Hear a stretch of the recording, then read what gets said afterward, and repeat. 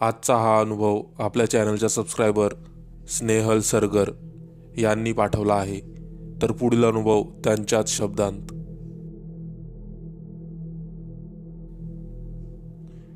नमस्कार श्रोते हो, मी स्नेहल. हा अनुभव मागच्या वर्षीचा आहे. तो दिवस डिसेंबर महिन्यातील पहिला सोमवार होता. मी नुकतीच एका साडीच्या दुकानात सेल्स गर्ल म्हणून रुजू झाले होते. मला जेमतेम खर्च भागेल एवढाच पगार होता. हो, आणि मला पण जास्तची आशा नव्हती, कारण हे काम माझ्या सोयीनुसार योग्य व घरापासून जवळ होतं. दिवसभर दुकानात गिरायकांची ती कटकट आणि विक्री न झाल्यास येणारं टेन्शन मला तर खूप नकोसं झालं होतं. मला तर जास्तीत जास्त वेळ स्वामींच्या सेवेत त्यांच्या नामस्मरणात घालवायचा होता. पण दुकानातलं हे टेन्शन घरी गेल्यावर पण पिछा सोडत नव्हतं. तरी पण दुकानात जरा फ्री वेळ मिळाला की मी मनातल्या मनात नामस्मरण करायचे. कधी कधी तर नामस्मरण करताना डोळ्यात पाणी पण यायचे की स्वामी, का माझी परीक्षा? मला तर तुमची सेवा करायची आहे, जास्तीत जास्त नामस्मरण करायचे आहे. यासाठी अनुकूल परिस्थिती व वातावरण हवं, पण इथे तर सर्व उलटच आहे. नामस्मरण करताना आलेले अश्रू लपवताना अजून रडायला यायचं, पण कसं तरी स्वतःला सावरायचे. कारण जर माझ्या अश्रूंमागचं कारण माझ्या सोबतच्यांना समजलं तर ते माझी थट्टा मस्करी करतील. यामुळे मी त्यांच्यासोबत वागताना नॉर्मलच वागायचे. म्हणजे मनात तर खूप असायचं की धार्मिक चर्चा विषय बोलावे, पण सोबतचे सर्वजण नास्तिक, देवदेवतांचा विषय काढला की वेड्यात काढायचे. आणि कमी शिकलेली अडाणी मुलगी, गावढळ, हे सर्व टोमणे हसता हसता मला मारायचे. पण त्यांचा एक एक शब्द मला काचेच्या तीक्ष्ण तुकड्यासारखा माझ्या जिव्हारी लागायचा. का स्वामी, का?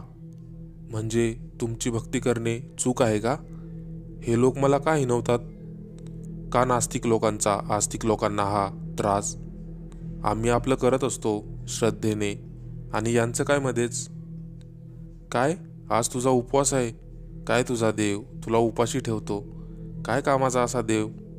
स्वामी प्लीज, मला नाही सहन होत आता. प्लीज यांची तोंड तरी बंद करा, नाहीतर मला दुसऱ्या ठिकाणी तरी जॉब मिळवून द्या. सॉरी, मी हे काय बोलते? तुमची चूक नाहीच यात. माझेच पहिले वाईट कर्म असतील, म्हणून असे लोक माझ्या आयुष्यात आले. कदाचित त्यांचं बरोबर आहे. तुमचीच इच्छा असेल की मी तुमचं नामस्मरण करू नये, तुमची सेवा करू नये. बरोबर आहे, माझी पात्रता नाही ना तेवढी. हो, बघा आता, मी तुमची सेवा नामस्मरण काहीच करणार नाही. सॉरी, काय बोलते मी हे? माझ्या मनात हा सगळा कल्लोळ व डोळ्यांत अश्रू हे आता रोजचंच झालं होतं. मी स्वामींशी भांडायचे, तुम्ही असे तुम्ही तसे, पण परत त्यांच्याकडे येऊन त्यांची माफी मागायचे. कदाचित माझी ही व्यथा स्वामींनाही समजली असावी, म्हणूनच त्यांनी पुढची लीला केली. हो, लीलाच. कारण चमत्कार हा नास्तिकांसोबत घडतो, भक्तांसोबत तर लीला होते. तर त्याचं झालं असं की आमच्या दुकानाजवळच एक महादेवाचे मंदिर आहे. मी रोज अर्धा तास अगोदर यायचे व मंदिरामध्ये शांत चित्ताने बसायचे व नंतर कामाला निघून जायचे. मी मंदिरात दररोज यायचे, माझं पूजापाठ नामस्मरण करायचे आणि निघून जायचे. मला कोण बघतंय की याच वेळेला अजून कोण मंदिरात येते, मला याची कल्पना नाही. एका दिवशी नेहमीप्रमाणे मी सकाळी 8:30 वाजता मंदिरात आले व 9च्या सुमारास बाहेर पडू लागले. तोच मला कुणीतरी हाक दिली, अगं मुली थांब, अगं नाव काय आहे तुझं, अगं थांब. मी थांबले. तेच एक 40-45 वर्षाची बाई माझ्याजवळ येऊन थांबली. माफ करा, पण मी तुम्हाला ओळखलं नाही. कोण तुम्ही? मी म्हणाले. अगं कसं ओळखणार, आपली ओळखच नाही तशी अजून. त्या बोलू लागल्या, अगं, मी रोज मंदिरात येते व रोज तुला बघते. तू एकाग्र चित्ताने देवाकडे बघतेस आणि तुझ्या डोळ्यात अश्रू येतात. खरंच तुझ्या डोळ्यांतून तुझी भक्ती जाणवते. मला खूप बोलावंसं वाटत होतं तुझ्याशी आणि आज हाक मारलीस तुला. त्यांचं बोलणं ऐकून मलाही बरं वाटलं. बरं, कुठे जॉबला आहेस की शिकतेस अजून? त्यांनी विचारलं. नाही, शिकत नाही. इथेच जवळच्या एका साडीच्या दुकानात सेल्स गर्ल म्हणून काम करते. बरं बरं, छान आहे. बरं ऐक, माझ्याकडे करशील का काम? पाहिजे तर आधी एकदा अशीच भेट देऊन जा. काम कसं आहे ते बघ. काम? कसलं काम? अगं, आमचं प्रायव्हेट ट्युशन क्लासेस आहे. तिथे प्राथमिक मुलांना शिकवण्यासाठी एक मुलगी पाहिजे आहे. बघ तुला जमलं तर. नाहीतर तुझी कोण मैत्रीण असेल तर तिला सांग. त्या बोलत होत्या. ट्युशन क्लासमध्ये? छानच आहे जॉब मग. पण माझी फक्त 12वी झाली आहे. चालेल का?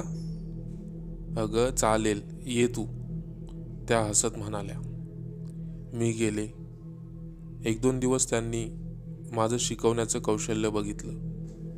मग बाकीच्या गोष्टी ठरवून माझा जॉब पक्का झाला.